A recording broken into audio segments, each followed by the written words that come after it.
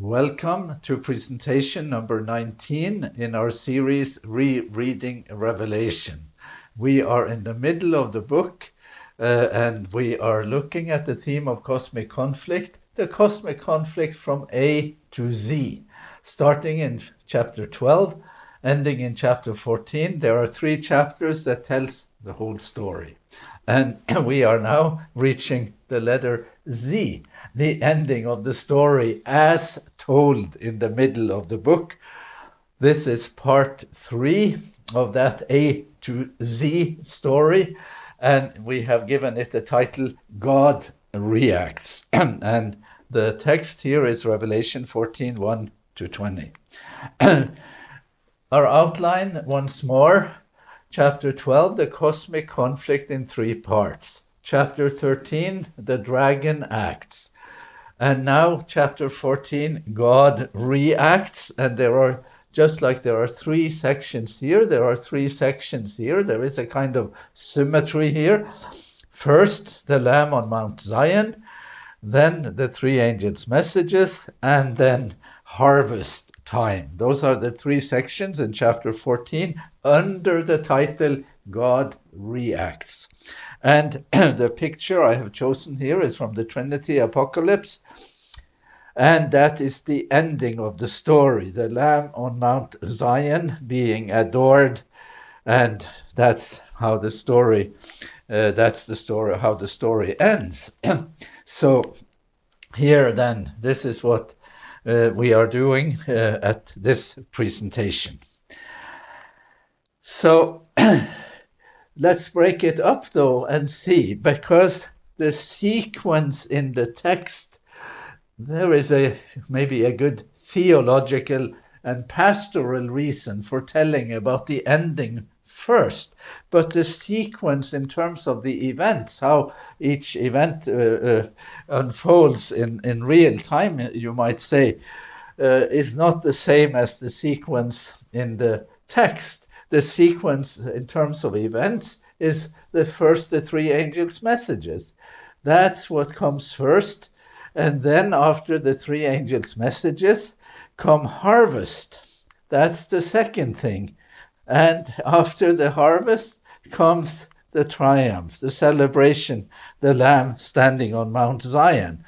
But they are in some ways intermingled. So you see one after the other, and then you see them all sort of mixed in. But for the sake of simplicity in our minds, for pedagogical reasons, we are going to separate them like this.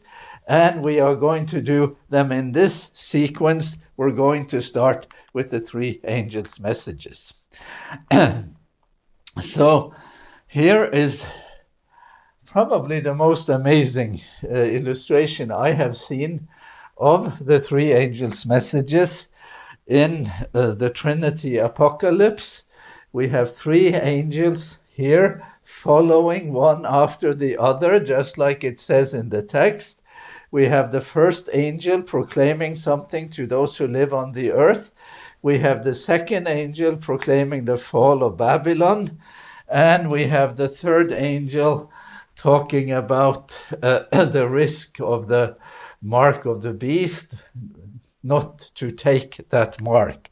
Those are the 3 angels. And you look at the text here. Yes, this is the lettering here is quite archaic, and the angels speak French. You didn't know that. But they do speak French, and it's readable French, even though these illustrations were made between 1220 and 1230. That is to say, 800 years ago. It is quite amazing to have this. So we are now reading the message of the first angel. I saw another angel flying in mid-heaven with an eternally valid good message to proclaim to those who live on the earth, to every nation and tribe and language and people. This is the ending, This is God reacts, and it is in some ways the final action of God in human history. So this is a big event, and we are going to break it down here. First angel, here just isolating that from the previous image. So let's do it again. I saw another angel flying in mid-heaven with an eternally valid good message to proclaim to those who live on the earth, to every nation and tribe and language and people. I have translated it descriptively. I have not used, what should I say, terms that could create ideas where you have preconceived ideas, as it were. I've put it in those terms to break it up a little. So what do we do when we read the text in the book of Revelation? Well, we think maybe there is some Old Testament background. We've done that over and over and over, and we can't stop doing it. So a plausible or most likely Old Testament background for this introduction of the message of the first angel is Psalms 96. And here is the beginning of that psalm. Oh, sing to the Lord a new song. Sing to the Lord, all the earth. Sing to the Lord, bless his name. Tell of his salvation from day to day. That is the eternally valid good message. It's something you say day in and day out. That's what is suggested. Declare his glory among the nations, his marvelous works among the peoples. For great is the Lord, and greatly to be praised. He is to be revered above all gods. God has competition. There are other gods. And now this is the message about the God who is the real God, as it were. And then we are switching to the Cambrai apocalypse, and this is the first angel in that representation, and this is the message of the first angel. And here we read on in the text, saying in a loud voice, and when you speak loud, you want to get people's attention. That's the thing. The importance of the message is in some ways reflected in the urgency of the voice. I was many years ago, when our children were small, we were in the city of Florence. We had 2 children at the time, and our youngest daughter was not well. She was in the hotel and not well. And my wife and our older daughter got anxious about her condition. And I was out sightseeing. And I will never forget it, because our older daughter, who was young at that time, she went out looking for me, and she saw me in the streets, and she shouted, "Daddy!" It was such an arresting voice. That's how you speak when you have an urgent message. The message here is like this: be in awe of God and speak well of him, for his hour has come, the critical moment. And worship him who made heaven and earth, the sea and the springs of water. So what do we do here? Well, we do again return to the Old Testament. And there are several layers here, but we will first finish off with Psalms 96. For all the gods of the peoples are idols, no good. But the Lord made the heavens. So that's the contrast between the idols and God, that God is the creator and they are not. Ascribe to the Lord the glory due his name. Bring an offering and come into his courts. Worship the Lord. Here is the call to worship the Lord in holy splendor. Tremble before him, all the earth. Then shall all the trees of the forest sing for joy before the Lord, for he is coming. He is coming to judge the earth. He will judge the world with righteousness and the peoples with his truth. So that's the background text, but that is not all that is there. So let's look at it again. God reacts. The message of the first angel, now casting it in the context of action and reaction, and all of this playing out here as this message on my mobile phone came up. The hour has come, the critical moment. So how is this? Action and reaction. What comes first? Of course, the action comes first. So the reaction comes after the action. So we have to begin with the action. And this is the dragon who acts, the dragon's action. It opened its mouth to utter slander against God. This is the first sea beast. And second, similar language for the second, the earth beast. It opens its mouth to utter slander against God, slandering his name and his dwelling. Well, this one is easy. There is a reaction to that on the part of the first angel, countering the action here. Be in awe of God and speak well of him. Correct the slander, the false reputation, the misguided impressions that one might have developed. And here is action here on the side of the dragon, and all the inhabitants of the earth will worship it. Well, don't do that. So the reaction comes, don't worship on this side of the fence.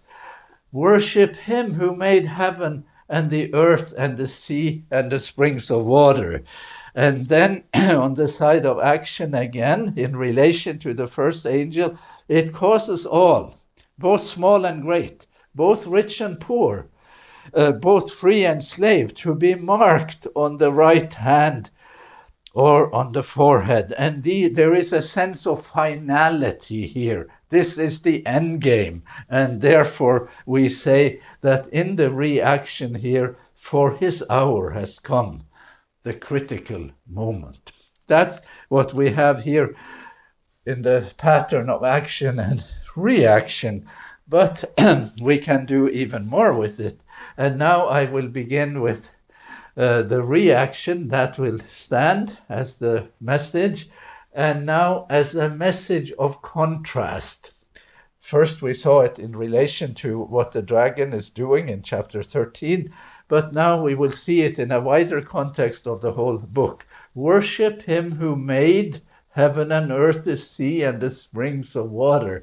And there is a kind of loving tenor to that. This is what he made. Even the springs of water that are so essential to the health and well-being of the earth, whether we think of it ecologically or theologically. So what is the action then if we think of it as a contrast? Well, here is the action in the third angel. This is the trumpet sequence. The third angel blew his trumpet, and a great star fell from heaven, a demonic reality, blazing like a torch, and it fell on a third of the rivers and on the springs of water. Springs of water. So you see the contrast here. The one who made the springs of water, who created them, who preserves them, who has a program for sustainability, as it were. And then you have the other side here, destruction of the springs of water. The name of the star is Wormwood, and a third of the waters became wormwood, and many died from the water because it was made bitter, it was made poisonous. So this side poisons the water. The first angel's message is a message of contrasts through and through, even as we look in a wider context of the book. And here we have in the Jews' apocalypse the third angel and the fallen star and the destruction, the poisoning of the waters and people dying from it. It is indeed a message of contrast. And in the Trinity apocalypse, third angel, fallen star, and the poisoning of the waters. But there is another contrast too, because we read again, worship him who made heaven and earth, the sea, and the springs of water. And these, the terms I have underlined, the part I've underlined here, echoes another text in the Old Testament, and this is the text. This is from the fourth commandment. So my headline here is a message of power, presence, and care. I had initially just said a message of care, but let's do the whole thing. Power, God as creator, presence, God being present, and caring. That's what we are seeing here. And let's read it. 6 days you shall labor and do all your work. But the seventh day is a Sabbath to the Lord your God. You shall not do any work, you, your son, or your daughter, your male or female slave, your livestock, or the alien resident in your towns. For in 6 days the Lord made heaven and earth, the sea, and all that is in them, but rested on the seventh day. Therefore the Lord blessed the Sabbath day and consecrated it. God made some kind of investment, a meaning-making investment in the seventh day, as it were. And we see that preserved in the language of the first angel, heaven and earth, the sea, and the springs of water. Heaven and earth, the sea, and all that is in them. That's a pretty close parallel. And of course, we have another layer here to the beginning of the story, in the creation story in Genesis chapter 2. Thus the heavens and the earth, again, heavens and the earth were finished, and all their multitude, including the springs of water. And on the seventh day, God finished the work that he had done, and he rested on the seventh day from all the work that he had done. So God blessed the seventh day and hallowed it, because on it God rested from all the work that he had done in creation. There is something enigmatic about the seventh day. There is something quite hard to understand about it, except to say that in the Bible it is quite a significant element, meeting us from the beginning, and here in some ways echoing in the message of the first angel. So let me make 2 or 3 points. The angel knows the story and its meaning. I'll suggest a couple of meanings as I have inferred from studying this, and I have written a book about the seventh day called The Lost Meaning of the Seventh Day. I could refer you to that. It is the story not only of the God who created, the powerful God, but also of the God who participates and cares, God in the who participates in human experience.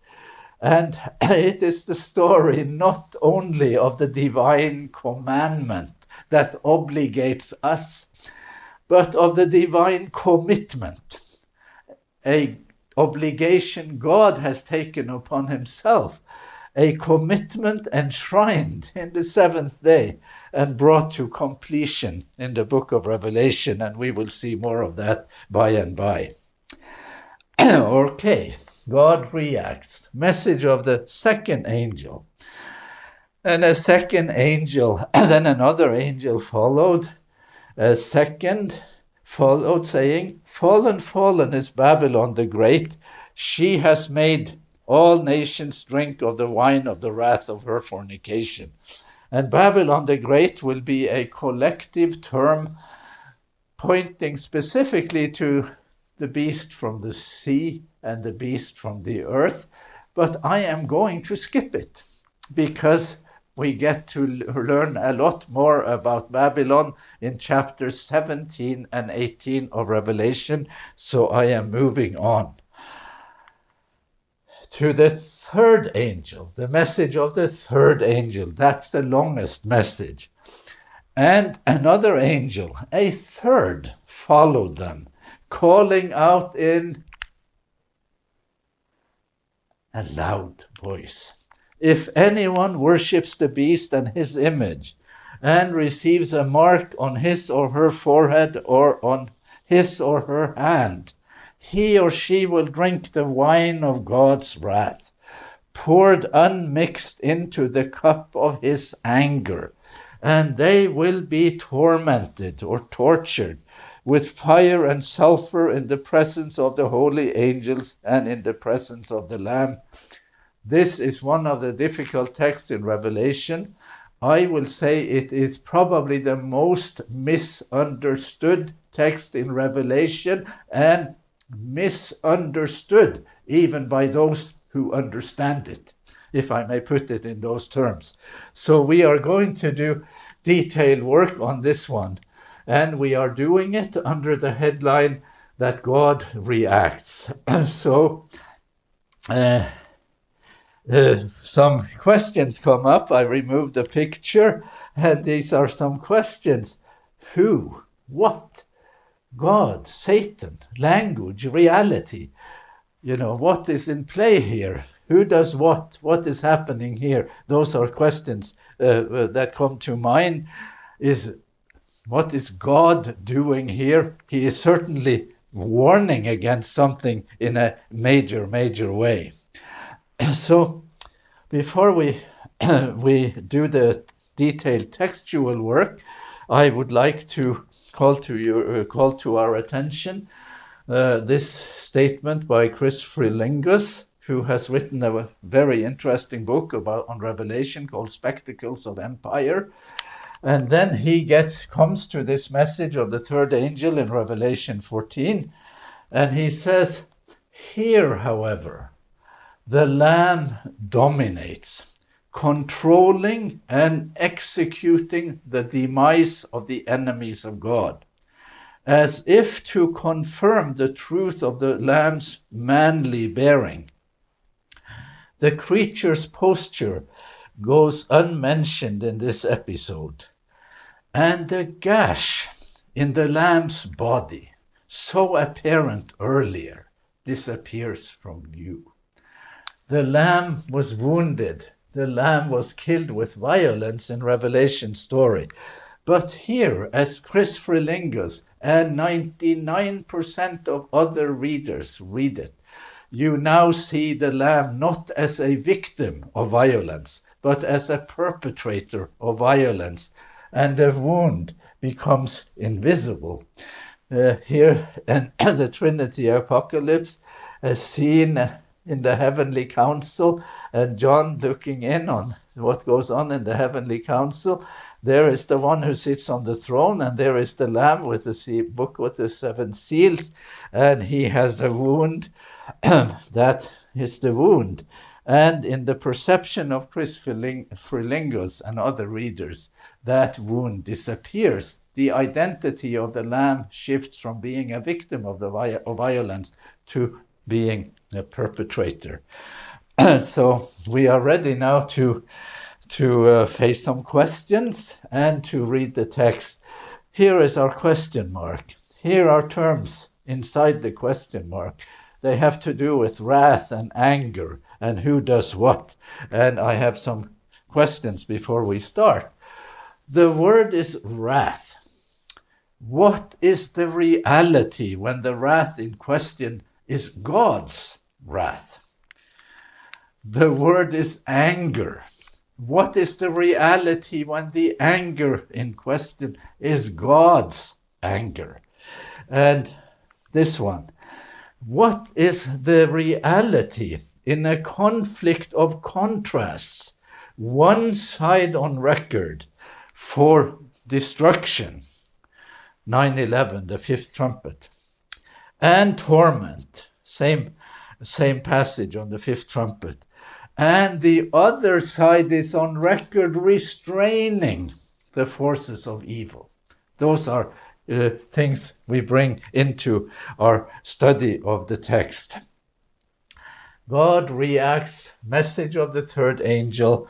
Since we are going to say that the message of the third angel is also God reacting, we have to begin with the prior action. And here is the prior action. It causes all, this is the beast from the earth, it causes all, both small and great, both rich and poor, both free and slave, to be marked on the right hand or the forehead, so that no one can buy or sell who does not have the mark. That is the name of the beast or the number of its name. And now God reacts. And here is the reaction. If anyone worships the beast and receives his image, and receives a mark on his or her forehead, or on his or her hand, he or she will drink the wine of God's wrath, poured unmixed into the cup of his anger. That is God's reaction. And now you might be surprised, because I will read the rest back in the column of the dragon's action. Here God warns. Here is what he warns against.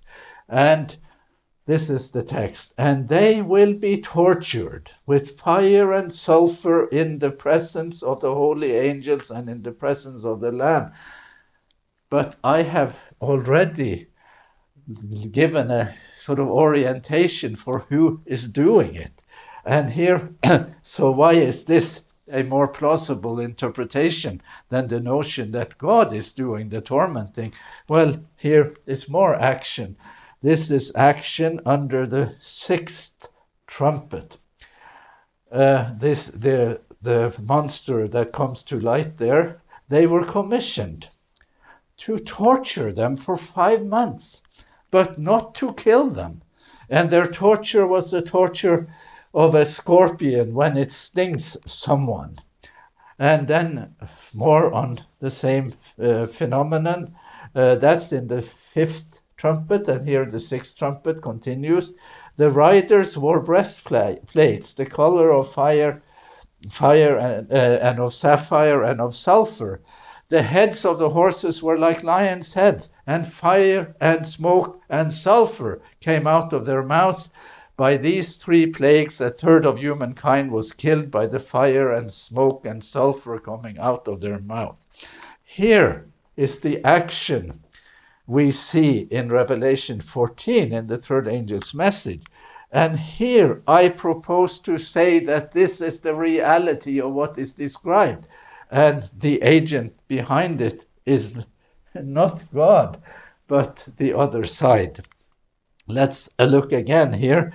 This is the Trinity Apocalypse, and this is the sixth, the horses. This is the fifth and sixth plague, a demonic monstrosity breathing fire and smoke and sulfur and tormenting people and not giving them any rest.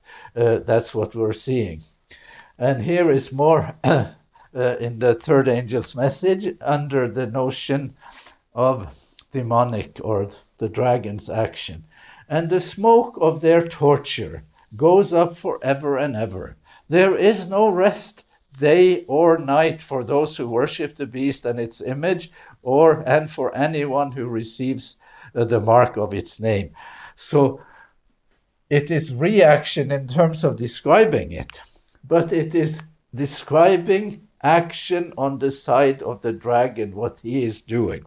And here, back to this text in the fifth trumpet, the smoke of their torture goes up forever and ever. They have no rest. It's a horrible situation, but it is horrible. It is absolutely horrible. Here in the fifth trumpet, they were commissioned to torture them for 5 months, but not to kill them. Please kill them, but they don't kill them. And their torture was like the torture of a scorpion when it stings someone. This is evil stuff. And in those days, people will seek death, but will not find it. There is no rest. And they will long to die, but death will flee from them. This is coherent with demonic activity here. So we are fortunate to have pictures to help us again here. And here is from the sixth trumpet. This is the star that fell from heaven, the darkness, the scorpions, the horses, and the torture that is here, and torment where there is, where they want to die and they just can't. He won't let them, as it were. And then, so that's that part of the text. And then the smoke of their torment goes up forever and ever. And here is the illustration of that. This is the smoke of their torment going up forever and ever. And what does it mean? Well, we have put it on the side of action, on the bad side. And we have said that God here warns against it. He knows what the other side is up to. He knows what it is capable of, and he would like to spare us the torment, as it were. So, just to break it down to very basic contrast, here is the warning. If anyone worships the beast and his image and receives a mark on his or her forehead or on his or her hand, he or she will drink the wine of God's wrath poured unmixed into the cup of his anger. This is on God's side, and this is on the other side, and they will be tortured. They will have no rest for failing to heed the warnings against the one who instigates and orchestrates the torture. That's what we are leaning at. But since this reading is somewhat different or very different from the traditional, just as like Christopher Lingus says, that the lamb's wound disappeared. Let's look at these questions again. The word is wrath. What is the reality when the wrath in question is God's wrath? And my answer, when the wrath in question is God's wrath, conventional conceptions have limited value. After all, we are talking about God. And here, the word is anger. What is the reality when the anger in question is God's anger? Well, again, when the anger in question is God's anger, ordinary conceptions fall short. Let's begin there. And then the third one, what is the reality in a conflict of contrast? One side on record for destruction and torment, the other for restraining it. And here is the comment. So far in the conflict, God has restrained the other side. Now God lets go. This is God's wrath, unmixed. When God's wrath is mixed, there is restraint.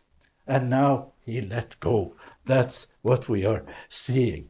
So when we hear the third angel's message as reaction, we can begin with Anton Vöckle's thing. God is not the only one who is at work in this world, as the Apocalypse makes so abundantly clear, and it is one of the most important questions in the book to get that right. Here, the dragon acts, agency active. The dragon will torture them with fire and sulfur. And here is God, side, not as the agent, but as the witness to what the other side is doing. There had to be witnesses in the presence of the holy angels and in the presence of the Lamb. And all of this is playing out in the heavenly council, where the war in heaven began. And this is the end game, as it were. So Frelingus asked what happened to the lamb's wound. And my answer, nothing happened to the lamb's wound. It is there all the time. And this is the summary, and still the third angel speaking, as it were, about and here the conclusion to the three angels' messages. Here is a call for the perseverance of the believers, those who keep the commandments of God as revealed by the faithfulness of Jesus. And the faithfulness of Jesus is the wound. It is the lamb that was killed with violence, and it has not disappeared. This is what you need to hang on to. God revealed in Christ, and Christ as a victim of violence. It's hard to believe. Maybe we would like some other kind of God. But this is where you take your stand. And I wrote my dissertation on this, Saving God's Reputation, the meaning of the pistis Jesu in the book of Revelation, the faithfulness of Jesus. There is one more illustration here in the Jews' apocalypse, the third angel, and saying, this is where you have to take your stand, hang on, keeping the commandments of God as revealed by the faithfulness of Jesus. He didn't go away, and even though the lamb's wound is not depicted here, we are not going to miss out on that. And here, the call of the third angel to those who live on the earth, these are the realities. So, in conclusion of these three angels' messages, then I have to get out of your way. This is not what I will do to you, God, but what He will do. That is where we are. That's what we have tried to show. And now, harvest time. Then I looked, and there was a white cloud, and seated on the cloud was one like the Son of Man, with a golden crown on his head, and a sharp sickle in his hand. And we have the Trinity Apocalypse again, illustrating that. Son of Man, sharp sickle, and we are getting ready for harvest. Another angel came out of the temple, calling with a loud voice to the one who sat on the cloud, use your sickle and reap, for the hour to reap has come, because the harvest of the earth is fully ripe.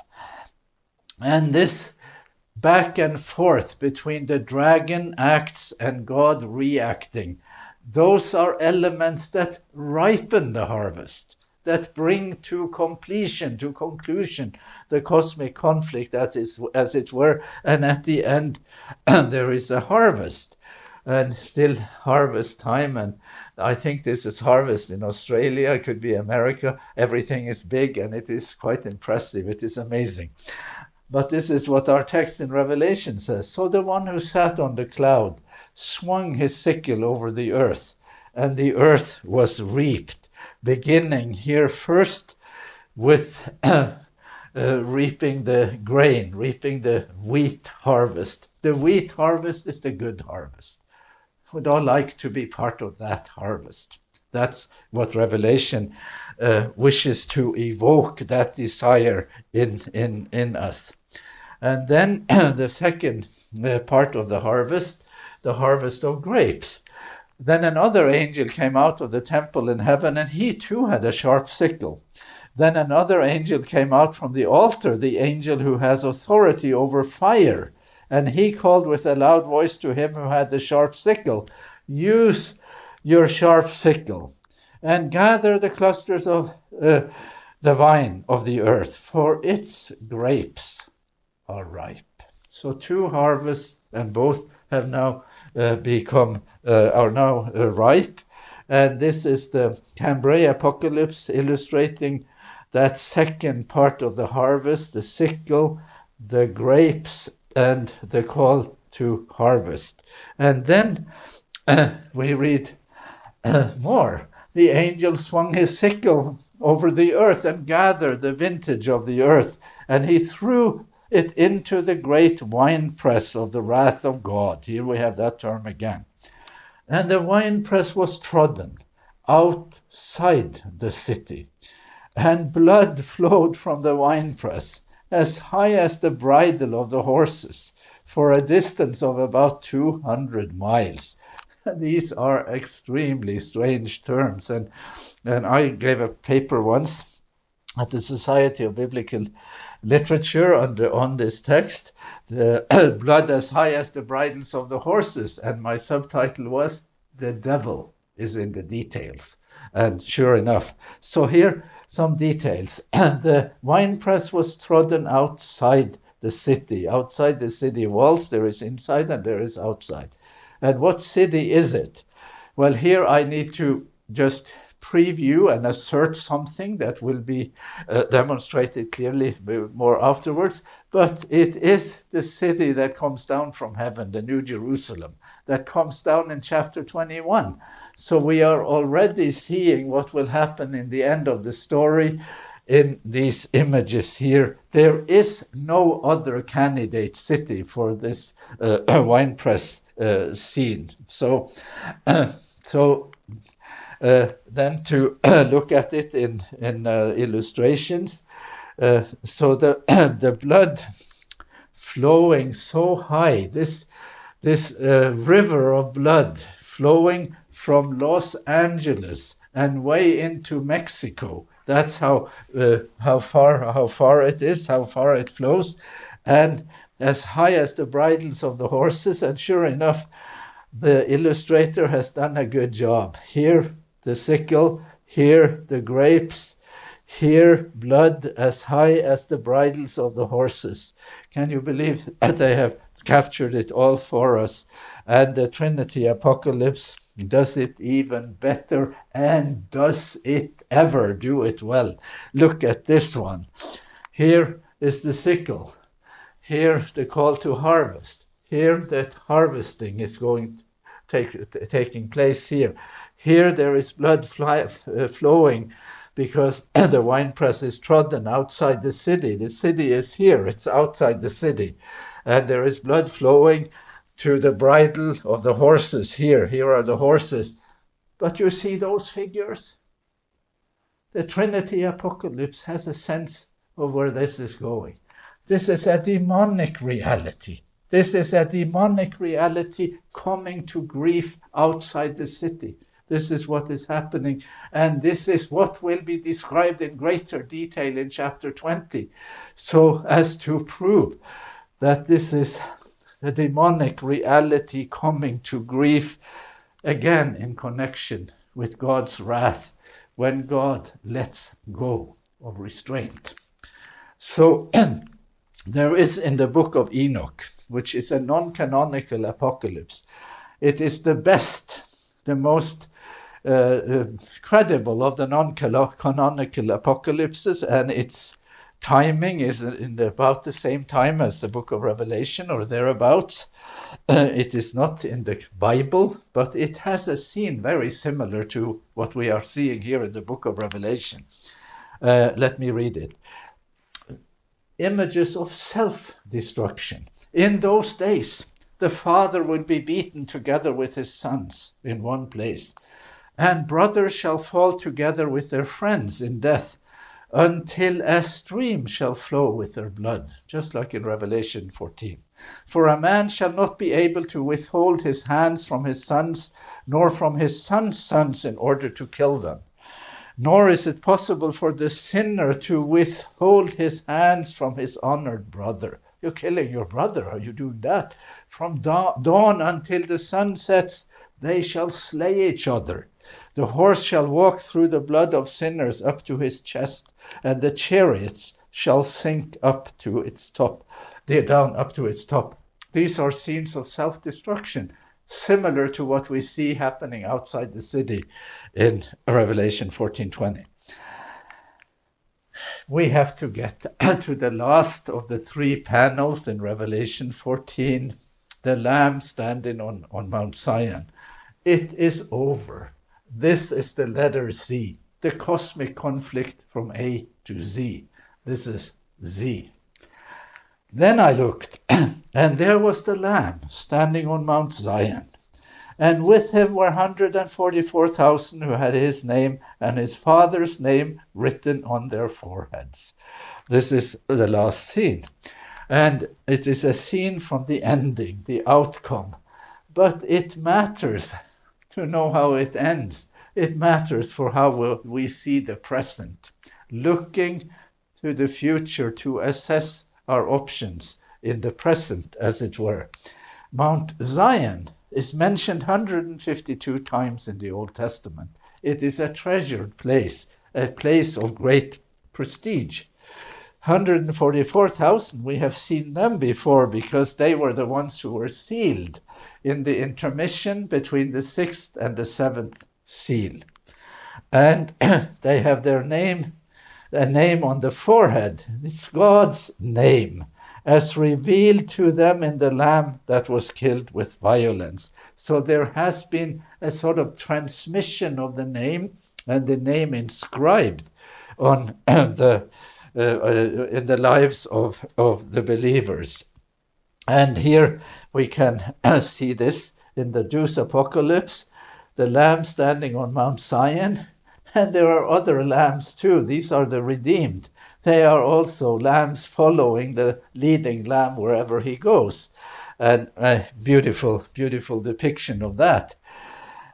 Old Testament references to Mount Zion are so many, and we could want to do them all on Mount Zion at long last. And just a couple of texts here. This one is from Isaiah. Out of Zion, no, that's Psalms first. Out of Zion, the perfection of beauty, God shines forth.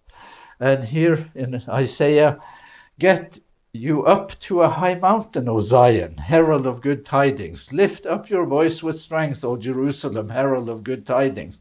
Lift it up, do not fear. Say to the cities of Judah, here is your God. God coming to Zion as a gathering place, a destination for the journey of life, as it were. So the ransomed of the Lord shall return and come to Zion with singing. Everlasting joy shall be upon their heads. They shall obtain joy and gladness, and sorrow and sighing shall flee away. These are very precious images of healing and restoration. And then this one, the figure who is portrayed as the revealer in Book of Revelation, the lamb that was killed with violence, is introduced in Revelation 5 as the root of Jesse. That he is the one who will come and reveal God. And at the end of that story in Isaiah, from which that reference is taken, it says in Isaiah 11, that's the same passage, it will happen on that day toward the root of Jesse, Revelation's revealer, which stands there like a signal for the nations. The nations will all turn inquisitively, and his resting place shall be glorious. I'm interested here in that phrase, his resting place, because that has a big that's a big conception in the Old Testament and now in where we are in Revelation. So we are putting our magnifying glass on that term for just a moment before we end this presentation. So looking more broadly in the Old Testament for this term, menuha, God's rest, what do we find? Well, we find again a psalm with references to Zion, and I want to read it. Rise up, O Lord, and go to your resting place, you and the ark of your might. Let your priests be clothed with righteousness, and let your faithful shout for joy. For your servant's sake, for your servant David's sake, do not turn away the face of your anointed one. The Lord swore to David a sure oath, from which he will not turn back. One of your sons of your body I will set on your throne, if your sons keep my covenant and my decrees that I shall teach them. This is messianic. This is what we are seeing, and there is the notion of a resting place here. Their sons also forevermore shall sit on your throne, for the Lord has chosen Zion. I saw a lamb standing on Mount Zion. This is the end game, the destination. He has desired it for his habitation. This is my resting place forever, Menuha. Here I will reside, for I have desired it.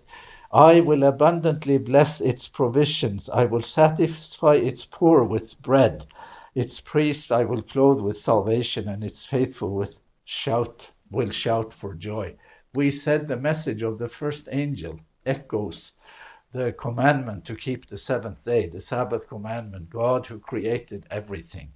And we said this is a signifier of God's commitment, not just God's commandment. And this is the end of God's commitment. The God who comes to Zion, the Lamb who comes to Zion and finds there his resting place at the end of the journey, at the end of that commitment that has now come to full fruition. Let's read the rest in Revelation. And I heard a voice from heaven like the sound of many waters and like the sound of loud thunder. The voice I heard was like the sound of harpists playing on their harps. And they sing a new song before the throne and before the four living creatures and before the elders.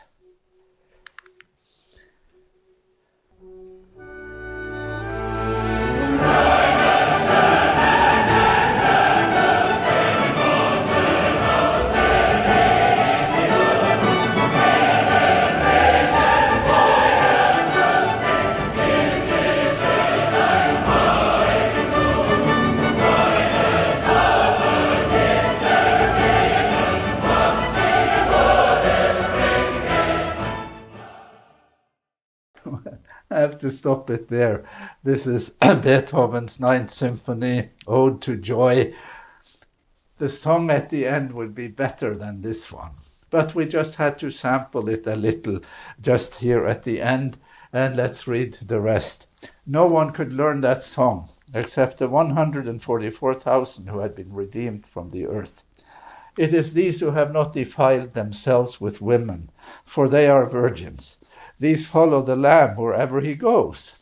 They have been redeemed from humankind as firstfruits for God and the Lamb, and in their mouth no lie was found. They are blameless. And some points for our conclusion. The song is learned in the crucible of experience. You cannot learn it any other way. Virgins are a theological metaphor and not a description of physical relations. What comes from the mouth of the singers stands in contrast to the mouth of the beast from the sea. Slander. Here they praise God and say good things about God.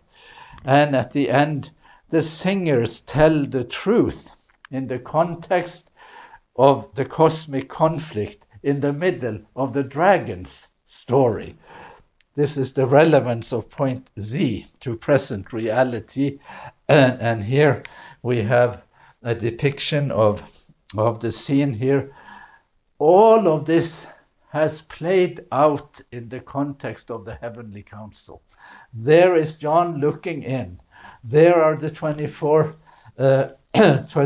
elders. Here are the four living creatures. All of this has happened in the presence of the heavenly council. And at the letter Z, there is the Lamb standing on Mount Zion.